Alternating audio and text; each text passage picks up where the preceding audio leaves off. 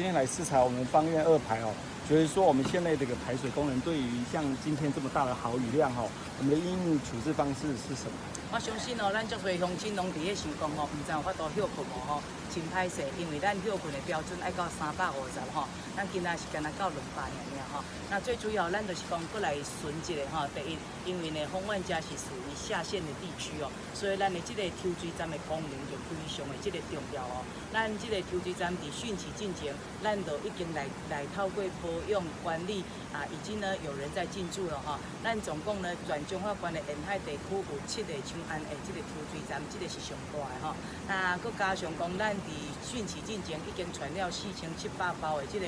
沙包嘛，已经分发到有需要这个乡镇公所。咱的做了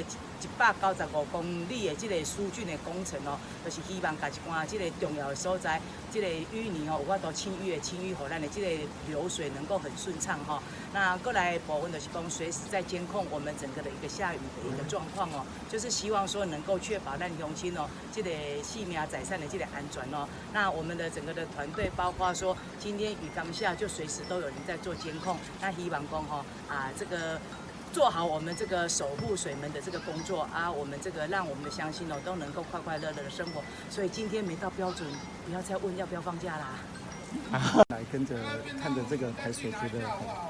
其实哦，我们彰化县政府在我们的那个豪雨之前已经做好了做这准备在清淤方面以及在平常我们水门的保养等等都做好很多的准备。不过馆长有来看，我相信大家个更加的用心把这个豪雨期间损伤减到最低那当然可以保护我们整个居民的财产生命的安全。OK。